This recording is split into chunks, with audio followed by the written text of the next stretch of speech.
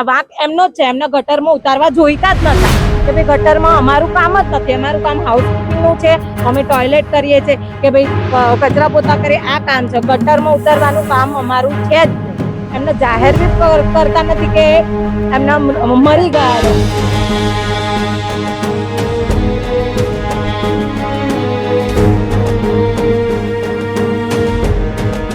અમદાવાદના યુએન મહેતા હોસ્પિટલમાંથી એક ઘટના સામે આવી છે। મળતી માહિતી મુજબ 3 યુવાનો ડ્રેનેજ સિસ્ટમમાં કામ કરવા ઉતર્યા હતા, તેમાંથી ઘટના સ્થળે 3માંથી 2 યુવકોનું મૃત્યુ પામ્યું છે। તેના સહકર્મીઓ સાથી કર્મીઓના સીધા આક્ષેપ તેમના અધિકારીઓ ઉપર છે કે અધિકારીઓ આ કામ માટે તેમને પ્રેશર કરી રહ્યા હતા। તેમનું કામ સાફ સફાઈ દરમિયાનનું હતું, પરંતુ તેઓને ગટર સાફ સફાઈનું કામ અને ડ્રેનેજમાં ઉતારવામાં આવ્યા હતા।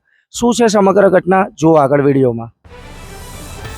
આજે એ ઘટનામાં એવું ઘટ્યું, બહુ બૂમાબૂમ થવા માંડી, બધા જ ઓલરેડી બધા જ સાહેબો અમારા ત્યાં હાજર થઈ ગયા।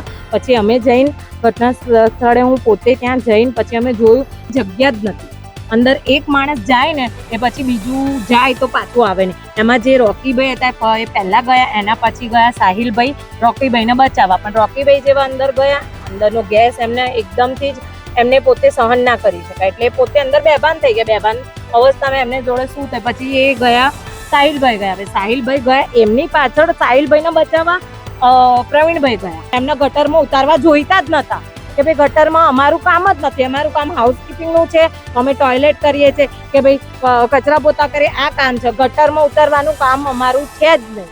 પ્લસ તો એ ગટરમાં ઉતરી આવી રીતના હવે આ થયું, એની જવાબદારી કોણ?